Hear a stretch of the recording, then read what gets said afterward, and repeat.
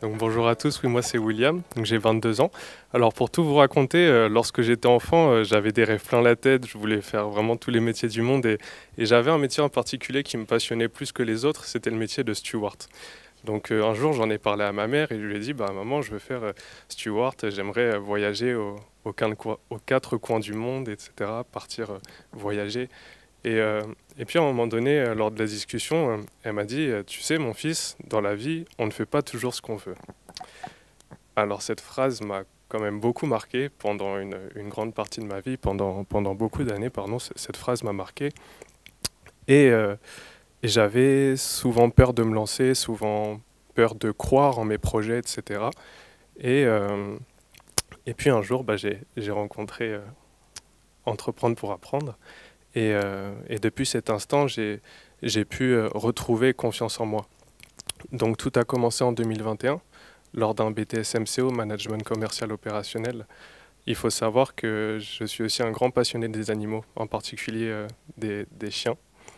Et donc, avec ma promo, on nous a proposé de suivre l'accompagnement d'EPA Entreprendre pour apprendre, pour pouvoir monter un projet, etc. avec la classe. Et donc, avec des membres intéressés, on a pu monter ce projet qui s'appelle Flexiball, qui consiste à créer et fabriquer des jouets pour chiens à base de balles de tennis recyclées et des cordes recyclées. Donc ça a été une expérience très enrichissante qui nous a appris énormément.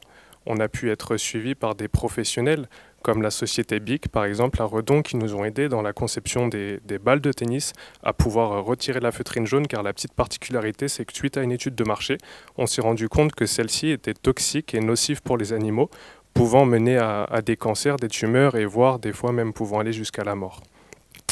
Également aussi, on a pu bien sûr monter une étude de marché. On a pu commercialiser et vendre nos produits auprès de professionnels et des particuliers. Et puis aussi au travers de tout le suivi d'Entreprendre pour apprendre et de notre référent territorial Simon Touchard, on a surtout aussi appris en faisant. Et donc cette expérience a été vraiment un tremplin pour moi. J'ai enfin réussi à prendre davantage confiance en moi, à croire en mes projets, etc. Et aujourd'hui, quand je repense à cette fameuse phrase de ma mère étant petit, qu'on ne fait pas toujours ce qu'on veut dans la vie, c'est vrai qu'on ne peut peut-être pas, mais lorsqu'on s'en donne les moyens, lorsqu'on s'en donne les possibilités, lorsqu'on fait les bonnes rencontres, je pense sincèrement que tout est possible. Et donc, au travers de ce suivi également, donc encore une fois, on a été accompagné par Simon, notre référent territorial. On a eu aussi la chance de rencontrer des professionnels ainsi que des personnalités publiques très inspirantes comme Edgar Gros-Piron, qu'on a eu l'occasion de rencontrer lors du salon régional, national à Paris, à Vincennes. Juste avant ça aussi, on a pu participer au salon régional à Saint-Brieuc, lors duquel, avec ma classe, on avait gagné un prix de post-bac. Et donc voilà un peu le parcours.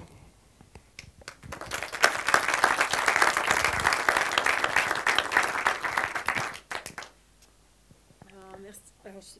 Oui, c'est ouvert. Ouais. Merci William. Je suis hyper émue vraiment de ce témoignage. J'ai découvert, alors même si on se connaît, j'ai découvert un petit peu son discours en amont et ton parcours et ce que disait effectivement ta maman et la transformation. Moi, je suis très heureuse, et vous le voyez quand même un peu émue, de cette prise de parole, parce que c'est ce qu'on veut à Entreprendre pour apprendre Bretagne, c'est avant tout de placer les jeunes au cœur. Donc, c'est d'être avec William cet après-midi.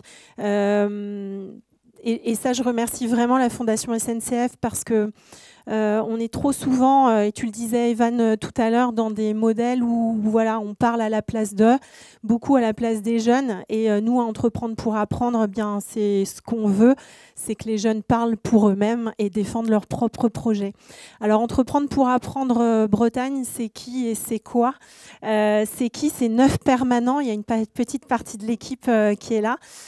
Une équipe, j'ose le dire, formidable et patente, parce qu'elle accompagne beaucoup de projets. 7000 jeunes comme William tout au long de l'année. Et chaque année en Bretagne, c'est aussi à peu près 200 projets de mini-entreprises. Donc plein d'idées positives pour nos territoires. C'est 300 bénévoles chaque année dont on parlera tout à l'heure parce qu'on a besoin de renouveler. Et les bénévoles, c'est des mentors qui ont pu être avec les mini-entreprises. C'est quoi concrètement? C'est des parcours pédagogiques, j'insiste, de mini-entreprises. Donc c'est 3 tailles de t-shirts. C'est du S, du M et du L. Ce que a évoqué William, il a vécu l'expérience mini-entreprise L, donc la plus longue, qui s'étale sur plusieurs mois. Il va de l'idéation, comme il l'a dit. Il crée Flexible avec une équipe et il va produire et il va commercialiser effectivement sa mini-entreprise. Et puis, il y a des M et des S. Donc des S, c'est des journées de sensibilisation et des M, c'est des parcours intermédiaires d'à peu près une semaine à plusieurs heures étalées. C'est quoi aussi? C'est des super pouvoirs, j'allais dire, parce que il faut animer tous ces parcours avec des outils pédagogiques en fait, qu'on met à disposition aussi des équipes éducatives, pédagogiques et maisons de jeunes, etc. C'est des jeunes qu'on accompagne, je ne l'ai pas précisé, mais qui ont entre 9 et 25 ans. Oui, à 9 ans, on peut entreprendre.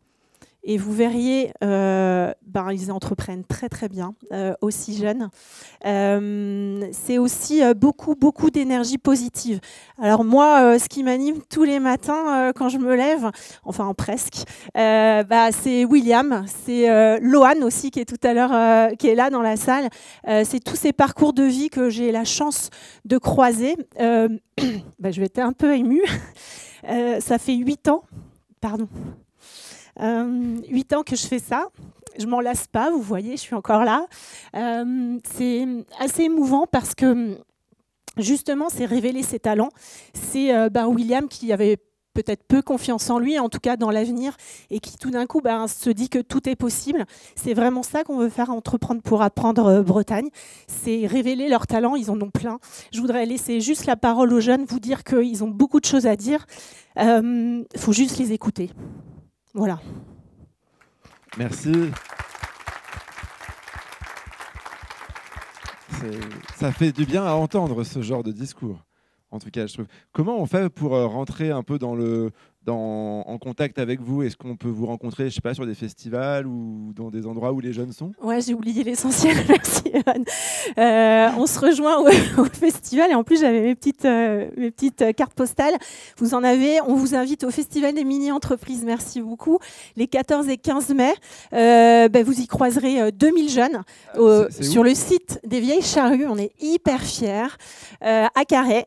14 et 15 mai 2025, 2000 jeunes, venez prendre un shoot d'énergie positive. Je vous assure que c'est un bain de jouvence. C'est le meilleur remède contre le vieillissement. Et qu'est-ce qui va se passer à ce festival? Parce que si on est... Moi, j'ai bien compris qu'au-delà de 25 ans, on est plus jeune. De toute façon, à la SNCF, on n'a plus le droit à la carte non plus. Donc, quand on est plus jeune, qu'est-ce qu'on peut venir faire au festival? Déjà, on peut vivre l'expérience, simplement venir en visiteur et découvrir. On peut aussi il y a un petit peu de musique le soir, puisqu'on est sur 2 jours. Il y a aussi beaucoup de projets de jeunes à découvrir. Donc, c'est plutôt d'aller à la rencontre des jeunes, de les écouter. C'est ce que je vous ai dit. Ils ont la parole, c'est de les écouter, tout simplement. Présenter leur projet comme a pu vivre William. Ok, et justement, William, ton projet, il en est où aujourd'hui? Alors aujourd'hui, j'ai comme projet de devenir une réelle entreprise, parce que je n'ai pas encore de statut. Je suis toujours, bien sûr, dans la production. Je produis toujours, puisque donc avec Sarah Pitowski, que j'ai eu l'opportunité de pouvoir rencontrer, elle m'a invité lors de son tournoi international en 2023, lors duquel j'ai pu récupérer plus de 2000 balles de tennis. Donc ça me fait quand même pas mal de matières premières. Il y a du boulot. Effectivement.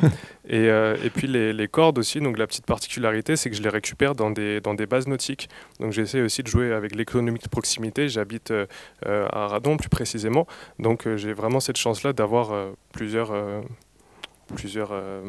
dispositions, quoi. Et là, aujourd'hui, si on veut acheter un jouet à chien, il y en a plus ou il y en a encore? À l'heure d'aujourd'hui, je manque de cordes, mais je peux toujours produire et je vends en particulier sur Instagram. Pour l'instant, je n'ai qu'un compte Instagram que je dois d'ailleurs développer, donc j'ai plein de choses à développer, que ce soit la communication, le marketing aussi, c'est forcément très Flexible sur Instagram. Flexible, exactement. Flexible 56 plus particulièrement.